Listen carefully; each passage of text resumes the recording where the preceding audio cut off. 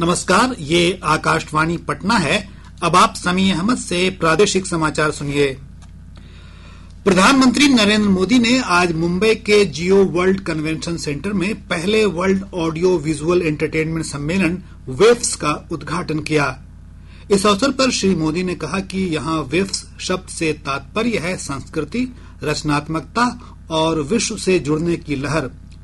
उन्होंने कहा कि यह वैश्विक मंच है जो कलाकारों और रचनाकारों के नए विचारों को बढ़ावा देगा। प्रधानमंत्री ने कहा कि वेव्स सम्मेलन में 100 से अधिक देशों के कलाकार, निवेशक तथा राजनीति निर्माता एक मंच पर साथ आए हैं। वेव्स बाजार पहल की सराहना करते हुए प्रधानमंत्री ने कहा कि यह रचनाकारों को प्रोत्साहित करेगी। प्रधानमंत्री मोदी ने कहा कि वेव्स सम्मेलन में भारत की रचनात्मक ताकत वैश्विक मंच पर उजागर होगी। उन्होंने कहा कि भारत फिल्म निर्माण, डिजिटल विषय सामग्री, गेमिंग, फैशन, संगीत और लाइव कंसर्ट के लिए वैश्विक केंद्र के रूप में उभर रहा है। इस अवसर पर सूचना और प्रसारण मंत्री अश्विनी वैष्णव ने कहा कि वर्ल्ड ऑडियो विजुअल एंटरटेनमेंट सम्मेलन वेव्स नए आर्थिक अवसर सृजित करेगा। आज विश्व श्रमिक दिवस है।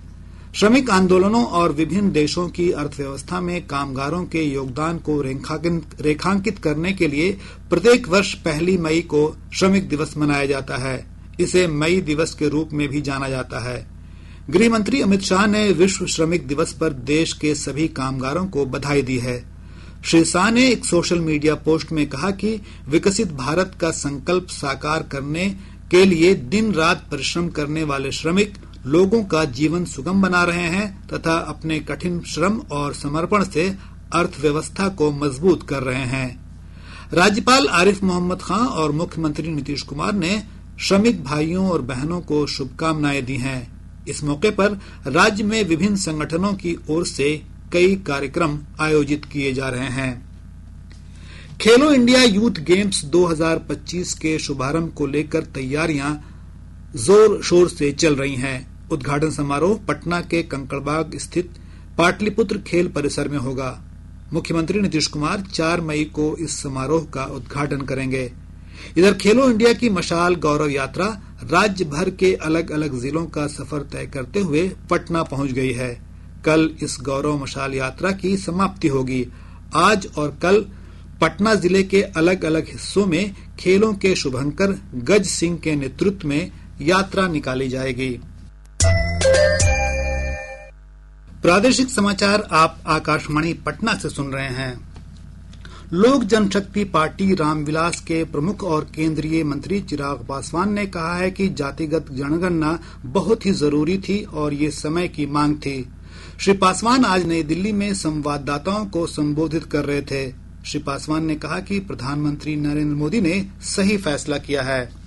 गौरतलब है कि सरकार ने आगामी जनगणना में जाति गणना भी कराने का फैसला किया है। कल प्रधानमंत्री नरेंद्र मोदी की अध्यक्षता में मंत्रिमंडल की राजनीतिक कार्य समिति ने यह निर्णय लिया।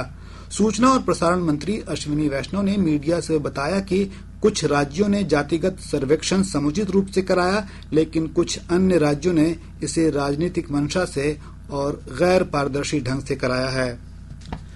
पश्चिमी विक्षोभ के प्रभाव से आज सुबह पटना सहित आसपास के क्षेत्रों में गरज के साथ बारिश और ओलावृष्टि हुई। मौसम विभाग ने अगले 24 घंटों के दौरान पटना, गया, नालंदा, औरंगाबाद, भोजपुर, बक्सर, पूर्वी चंपारण और समस्तीपुर सहित कई जिलों के लिए रेड अलर्ट जारी किया है। वहीं शेखपुरा, सिवान, वैशाली और पश्चिम चंपारण जिलों के लिए येलो अलर्ट जारी किया गया है। आपदा प्रबंधन विभाग ने इस दौरान लोगों को सचेत रहने और सतर्कता बरतने की सलाह दी है। इधर बेमौसम बारिश के कारण गेहूं की फसलों को नुकसान हुआ है। आम और लीची की फसलों को भी काफी नुकसान होने की खबर है। आज रामकृष्ण मिशन का स्थापना दिवस है। 1 मई 1857 को स्वामी विवेकानंद ने उत्तर कोलकाता में ठाकुर रामकृष्ण के अनुयायी बलराम बसु के घर में रामकृष्ण मिशन की स्थापना की थी। इसके साथ ही आकाशवाणी पटना से प्रसारित प्रादेशिक समाचार का ये अंक समाप्त हुआ।